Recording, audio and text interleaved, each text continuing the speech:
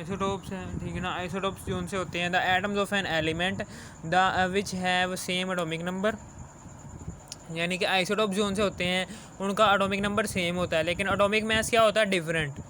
Isotopes, ठीक है ना, उनका एटॉमिक मास डिफरेंट होता है जबकि एटॉमिक नंबर सेम होता है। ऐसे एलिमेंट्स, ठीक है ना, dead elements which have same atomic number but different atomic mass are called isotopes. अब इसकी एग्जांपल्स में आ जाओ, ये जो उनसी है, सबसे पहले इलेक्ट्रॉनिक कन्फिग्रेशन का देख लेते हैं सबसे पहले, ठीक है। इलेक्ट्रॉनिक कन्फिग्रेशन का, इलेक्ट्रॉनिक कन्फिग्रेशन हम कैसे निकाल लेंगे इसकी, हमें पता है कि स्कूल, ठीक है ना, एक ही स्कूल आएगा और इसके ऊपर सिर्फ एक ही आएगा, ठीक है ना, एक ही आएगा इसके ऊपर ये इलेक्ट्रॉन, और ये किससे शुरू होता है, 1। ये इसकी इलेक्ट्रॉनिक कन्फिग्रेशन, ये इसकी एरो, इसकी क्या होगी, इसकी होगी स्कूल, स्कूल पब्लिक स्कूल, ठीक है ना। अब यहाँ पर 1 आ गया, ये आ गया 2, और ये आ गया 3, और यहाँ पर आ गया ये भी 2, ठीक है ना। यहाँ पर 2 2 6 6 7 8 9 10 11 12, ठीक है। School, school public school public 3, ठीक है ना। 6 7 8 9 10 11 12 12, और यहाँ पर 5 आ जाएगा। 13 14 15 16 17 18, सॉरी 5 नहीं 6 आ जाएगा,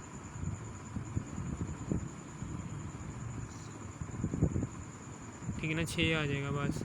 यहाँ पर भी यही school, school public school public school. अब यहाँ पर 1 2, ठीक है ना, 3, ये आ गया जी 2 2 4, ये आ जाएगा 6, 10 हो गया, 10 11 12 12 13 14 15 16 17, यहाँ पर आ गया 5, ठीक है ना। यहाँ पर आ जाएगा 3, ओके, ये आ गया। फिर इसी तरह 16 है, अब ये भी ऐसे ही होगा, स्कूल, स्कूल पब्लिक स्कूल 1 2 3, ये 2 से शुरू होगा, 1 2 3 4 10 हो गए, 6 यहाँ पर आ जाएगा, 12, बाकी जो उनसे 4 रह गए हैं वो यहाँ पर आ जाएंगे, 3p 4, ठीक है ना। 4 इधर आ गए, इलेक्ट्रॉनिक कन्फिग्रेशन होगी हाइड्रोजन, आर्गोन, क्लोरीन और सल्फ़र की, ओके, समझ आ गई, ठीक है। अब उसके बाद आगे है जी, हमें आइसोटोप्स का पता चल गया था, एटम्स, ठीक है ना, ऐसे एटम्स होते हैं जिनका एटॉमिक नंबर तो सेम होता है लेकिन डिफरेंट एटॉमिक मास होता है। अब उसके बाद यहाँ पर देखो, same electronic configuration because isotopes have same Z, यानी कि मिसाल के तौर पर वो यहाँ पर कह रहा है कि एटॉमिक नंबर सेम होने की वजह से इलेक्ट्रॉनिक कन्फिग्रेशन क्या है, सेम है। ये उनसे आइसोटोप्स हैं, इनका एटॉमिक नंबर, ये नीचे एटॉमिक नंबर दिया होता है, ये देखिए मैं आपको बताता हूँ, ये कोई सा भी एक एलिमेंट होगा ना, इसके नीचे जो उनसा होगा ये उसका एटॉमिक नंबर होगा, ठीक है, ये उसका एटॉमिक नंबर है, और जो उनसा ऊपर होगा, कोई सा भी ऊपर कोई भी होगा, ये होगा उसका एटॉमिक मास, ठीक है ना, ये उसका एटॉमिक मास होगा। यहाँ पर ये देखो,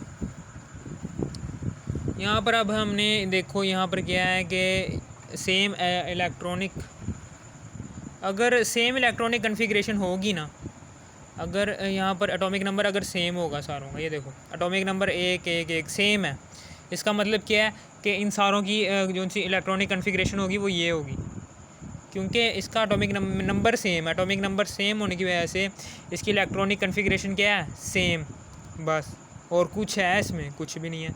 इसी तरीके से वो कह रहा है अगर सिमिलर कह रहा है similar chemical properties because they have similar electronic configuration. Electronic configuration same होने की वजह से, इलेक्ट्रॉनिक कन्फिग्रेशन सेम होने की वजह से, सेम एटॉमिक नंबर होने की वजह से, ठीक है ना, इनकी केमिकल प्रॉपर्टीज़ भी सेम होती हैं, ठीक है ना, इनकी केमिकल प्रॉपर्टीज़ भी सेम होती हैं। और इनका मैस नंबर डिफरेंट होने की वजह से, ये देखो इनका ऊपर मैस नंबर है, ये एटॉमिक मैस है 1 2 3, इनका मैस नंबर डिफरेंट होने की वजह से इनकी जो सी फिज़िकल प्रॉपर्टीज़ हैं, ठीक है ना, जो सी सूंघने से पता चलता है इसकी साख्त बनावट, ठीक ना, वो फिज़िकल प्रॉपर्टीज़ वो क्या होती हैं, कम होती हैं, फिज़िकल प्रॉपर्टीज़ डिफरेंट होती हैं बस, और क्या है। मैं फिर से आपको पढ़कर बता देता हूँ कि same electronic configuration because isotopes have same Z, electronic configuration same होती है क्योंकि एटॉमिक नंबर सेम है। अब दूसरे नंबर में मैं कह रहा हूँ कि जब इनकी इलेक्ट्रॉनिक कन्फिग्रेशन सेम है तो इसकी केमिकल प्रॉपर्टीज़ भी क्या होंगी, सेम। अगर इनका मैस नंबर डिफरेंट है ना, मैस नंबर 1 2 3 है, मैस नंबर डिफरेंट है, इसका मतलब है क्या, इसका मतलब ये है कि इसकी के फिज़िकल प्रॉपर्टीज़ क्या है, डिफरेंट है, ठीक है ना, they have different physical properties, ठीक है ना, okay, due to mass number different they have different physical properties. और क्या है इसमें, फिर उसके बाद most of elements have isotopes, here we will discuss, ठीक है ना, यहाँ पर हमने हाइड्रोजन के, कार्बन के, क्लोरीन के और यूरेनियम के आइसोटोप्स डिस्कस करने हैं, ठीक है। पहले हम आइसोटोप्स ऑफ हाइड्रोजन की बात करते हैं। हाइड्रोजन के 3 आइसोटोप हैं, प्रोटियम, ठीक है, ड्यूटेरियम और ट्रिटियम। प्रोटियम में आप देख सकते हैं एटॉमिक नंबर क्या है 1, एटॉमिक मास क्या है 1, एटॉमिक मास क्या है 2, एटॉमिक मास नंबर क्या है 3, जबकि इनका एक ही है, एटॉमिक नंबर सेम है, डिफरेंट मास नंबर है, तो ये क्या है, आइसोटोप है, ठीक है, समझ आ गई आपको। अब उसके बाद हमने नंबर ऑफ़ न्यूट्रॉन्स निकालने, हमने ये 4 चीज़ें निकालनी है, ठीक है ना। जेड का हमें पता है कि एटॉमिक नंबर क्या है इसका 1, एटॉमिक मास नंबर क्या है इसका 1, ठीक है ना। प्रोटॉन क्या है इसमें, जो उनसे जितने एटॉमिक नंबर होगा उतना ही प्रोटॉन होगा 1। न्यूट्रॉन हमने निकालना है, न्यूट्रॉन निकालने के लिए हम ये वाला फार्मूला यूज़ करेंगे कि एटॉमिक मास में से माइनस कर देंगे जी को, एटॉमिक मास ये है, एटॉमिक मास में से माइनस किया जी, ये 1 को, 1 में से माइनस किया 1, न्यूट्रॉन इज इक्वल टू 0, इसका क्या है, न्यूट्रॉन 0 है, ठीक है ना, इसी फार्मूले के ज़रिए। और यानी कि मैं कहना चाह रहा हूँ कि हमने सिर्फ़ और सिर्फ ये फार्मूला यूज़ करना है। ये देखो मैंने किया हुआ है यहाँ पर कि एटॉमिक मास की जगह, मास नंबर की जगह क्या आ गया 1 है ना मास नंबर, फिर माइनस एटॉमिक नंबर की जगह क्या आ गया 1, 1 में से माइनस किया 1, 0 आ गया। फिर इसी तरीके से n इज इक्वल टू 2 - 1 है, ठीक है ना, 2 है, ये 2 में से माइनस किया 1 तो 1 आ जाएगा, कुछ है इसमें, कुछ भी नहीं है। फिर इसी तरीके से अगला है कि n इज इक्वल टू 3 में से माइनस किया 1 तो 2 आ जाएगा। 2 क्या है इसका, एटॉमिक मास, और 1 क्या है इसका, atomic number, a - z, atomic mass 2, z is equal to 1, 2 में से माइनस किया 1 आ गया। इसका क्या है, एटॉमिक मास 3 में से माइनस किया एटॉमिक नंबर 1 तो 2 आ जाएगा, कुछ भी नहीं है। ये नंबर ऑफ़ न्यूट्रॉन्स आ गए इनके, ठीक है ना। प्रोटियम का 0 न्यूट्रॉन है, ये इसके ड्यूटेरियम के 1 न्यूट्रॉन है, और ट्रिटियम के 2 है न्यूट्रॉन्स। फिर इसी तरीके से कार्बन है, कार्बन के 3 आइसोटोप्स होते हैं, कार्बन 12 और कार्बन 13, ये स्टेबल आइसोटोप्स होते हैं, जबकि एक रेडियो एक्टिव होता है, कार्बन 14 रेडियो एक्टिव आइसोटोप, ठीक है ना। ओके हो गया, समझ आ गई। रेडियो एक्टिव आइसोटोप होते हैं अल्फ़ा बीटा गीमा पार्टिकल, जैसे अब हमने पढ़े थे, वो एक रेडियो एक्टिव है। इसी तरीके से ये भी रेडियो एक्टिव है, ठीक है ना। ये जल्दी से रिएक्शन करने की कोशिश करता है, ठीक है ना। कार्बन 14 जल्दी से रिएक्शन करने की कोशिश करता है। ये कार्बन 12 और कार्बन 13 जो उनसे हैं, ये कार्बन 12 जो उनसा है ये 98.9% नेचर में पाया जाता है, जबकि कार्बन 13 और कार्बन 14 ये दोनों 1.1% तक नेचर में पाए जाते हैं, एग्जिस्ट करते हैं नेचर में।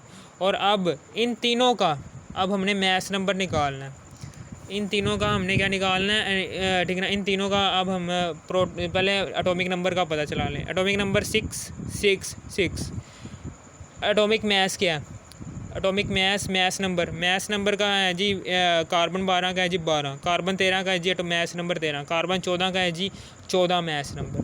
और प्रोटॉन कितने, जितने एटॉमिक नंबर होंगे उतने ही प्रोटॉन्स होंगे, यानी कि 666 तीनों के ही 6 प्रोटॉन्स हैं। और न्यूट्रॉन कैसे निकालेंगे, इस फार्मूले के ज़रिए कि एटॉमिक मास में से एटॉमिक मास में से एटॉमिक नंबर को माइनस कर देंगे। 12 में से माइनस किया 6, नंबर ऑफ़ न्यूट्रॉन्स कितने आ गए 6। इसी तरीके से 13 में से माइनस किया 6, एटॉमिक मास में से एटॉमिक नंबर माइनस किया, 13 में से माइनस किया 6, 7 आ गया, 7 न्यूट्रॉन्स आ गए। फिर इसी तरीके से 14 में से माइनस किया 6, 8 आ गए, 8 न्यूट्रॉन्स आ गए। ठीक है ना। न्यूट्रॉन्स की तादाद इसमें कितनी है 6, इसमें कितनी है 7, इसमें कितनी है जी 8। कुछ है इसमें? कुछ भी नहीं है। क्लोरीन है, ठीक है ना। अब आइसोटोप्स ऑफ क्लोरीन की बात हो रही है। इसमें इसके 2 हैं, क्लोरीन 35-17 और क्लोरीन 37-17। अब इसमें भी ये 4 चीज़ें निकालनी हैं। कौन कौन सी? एटॉमिक नंबर, इसमें क्या एटॉमिक नंबर 17 और 17। एटॉमिक नंबर क्या है यहाँ पर 17 और 17। प्रोटॉन नंबर एटॉमिक नंबर के बराबर 17-17। और अब एटॉमिक मास निकालना है। मास नंबर है जी क्लोरीन 35 का है जी 35 और क्लोरीन 37 का है मास नंबर 37। अब प्रोटॉन किसके बराबर होते हैं एटॉमिक नंबर के, यानी कि 17 और 17। ठीक है ना। प्रोटॉन और एटॉमिक नंबर दोनों सेम ही होते हैं। अब न्यूट्रॉन निकालना है। अब हमें पता है कि न्यूट्रॉन कैसे निकाल सकते हैं कि हमें पता है कि जी एटॉमिक मास G+N होता है और ये जो उनसे है फार्मूला बन गया। अब इस फार्मूले से एटॉमिक मास क्या है 35 में से माइनस करेंगे 17। फिर इसी तरीके से यहाँ पर यहाँ पर भी हमने न्यूट्रॉन निकाले। एटॉमिक मास क्या है, मास नंबर क्या है इसका 37 में से माइनस किया 17। ठीक ना। ये आगे दोनों के न्यूट्रॉन्स आ जाएंगे। 37 में से माइनस किया 17, 20 आ जाएगा। ठीक है ना। इसके नंबर ऑफ़ न्यूट्रॉन्स कितने आएंगे? इसके आएंगे कोई 18 ही आएंगे ना। हाँ 18 ही हैं। ठीक है ना। 18 ही आएंगे। इसके नंबर ऑफ़ न्यूट्रॉन्स 18 हैं। क्लोरीन 35 के 18 नंबर ऑफ़ न्यूट्रॉन्स हैं और क्लोरीन 37 के 20 नंबर ऑफ़ न्यूट्रॉन्स हैं। फिर इसी तरीके से आइसोटोप्स निकालने हैं। यूरेनियम 234, यूरेनियम 235, यूरेनियम 238, ये 92% तक इस नेचर में मौजूद है। ठीक है ना। इसके 3 आइसोटोप्स हैं जिनका एटॉमिक नंबर क्या है 92। जिनका एटॉमिक मास क्या है 234, 235 और 236। और जिनका प्रोटॉन नंबर क्या है 92। और जिनका न्यूट्रॉन नंबर क्या है, न्यूट्रॉन नंबर हम इस फार्मूले से ज़ाहिर निकालेंगे। Neutron is equal to A minus Z। ठीक है ना। एटॉमिक मास क्या है, यानी कि 234 में से माइनस करेंगे 92, 142 आ जाएगा। 235 में से माइनस करेंगे 92, 143 आ जाएगा। 238 में से माइनस करेंगे 92, 146 आ जाएगा। ये नंबर ऑफ़ न्यूट्रॉन्स ऑफ 238 के हैं। ये हैं 142 नंबर ऑफ़ न्यूट्रॉन्स किसके 235 के। ये नंबर ऑफ़ न्यूट्रॉन्स किसके हैं 234 के। यानी कि आइसोटोप्स ऑफ यूरेनियम, इनमें जो उनसे न्यूट्रॉन्स पाए जाते हैं वो ये हैं 146, 142 और 143। ठीक है। समझ आ गई आपको? और कुछ भी नहीं है यहाँ पर, कुछ भी नहीं है। बस ये चीज़ें थोड़ी बहुत ही थी तंग करने वाली, और थोड़ी बहुत ही ये थी, ये 2 लाइनें तंग करने वाली यहाँ से ये। ठीक है ना। चूँकि इनके ठीक है ना ये 3 लाइनें बस तंग करने वाली हैं, कॉन्सेप्चुअल हैं कि एटॉमिक नंबर अगर इनका सेम होगा तो इनकी इलेक्ट्रॉनिक कन्फिग्रेशन सेम होगी। अगर इनकी इलेक्ट्रॉनिक कन्फिग्रेशन सेम है तो केमिकल प्रॉपर्टीज़ भी सेम होगी। ठीक है ना। क्योंकि एटॉमिक नंबर सेम आ रहा है ना, सेम आने की वजह से ठीक है ना केमिकल प्रॉपर्टीज़ एक जैसी होंगी, जबकि इनका मास नंबर मुख्तलिफ है। मास नंबर मुख्तलिफ होने की वजह से इनकी फ़िज़िकल प्रॉपर्टीज़ जो सी होंगी वो डिफरेंट होंगी, मुख्तलिफ होंगी। ठीक है। यानी कि न्यूट्रॉन्स, नंबर ऑफ़ न्यूट्रॉन्स की तादाद में क्या आ रहा है, कमी आ रही है, ज़्यादती आ रही है। नंबर ऑफ़ न्यूट्रॉन्स की वजह से इसकी फ़िज़िकल प्रॉपर्टीज़ में चेंज आ जाएगा, केमिकल प्रॉपर्टीज़ में चेंज नहीं आएगा। ठीक है। क्योंकि इलेक्ट्रॉनिक कन्फिग्रेशन सेम है। ठीक है। और इलेक्ट्रॉनिक कन्फिग्रेशन किस पर डिपेंड करती है, एटॉमिक नंबर पर। समझ आ गई? ये बातें याद करने वाली हैं। उनसे इंपॉर्टेंट बातें हैं ना वो मैं आपको बता देता हूँ। एक तो इसकी तारीफ़, एक इन चारों में से कोई एक मिसाल दे देना, और ये जो सी थ्योरी है जो सी मैंने लिखी है ये तो पक्की याद करनी है। ठीक है। और फिर उसके बाद यहाँ पर आपने ये परसेंटेजेस याद करनी है, ये कितना परसेंटेज पाया जाता है नेचर में, ये कितना परसेंटेज पाया जाता है। फिर यूरेनियम कितनी परसेंटेज पाई जाती है, ये अक्सर एमसीक्यूज़ में आ जाते हैं। ठीक है, मैंने आपको बिल्कुल प्रॉपर तरीके से समझाया है कि अगर कोई पार्टिकल है, ठीक है ना, अगर कोई पार्टिकल है उसके ऊपर एटॉमिक मास होगा और नीचे क्या होगा, अगर कोई एलिमेंट ई है, ये ठीक है ना, उसके ऊपर क्या होगा, उसके ऊपर मास नंबर होगा और नीचे क्या होगा, नीचे क्या होगा, एटॉमिक नंबर। और एटॉमिक नंबर हमेशा प्रोटॉन के बराबर होता है, ठीक है ना, पीछे हम पढ़ कर आए हैं।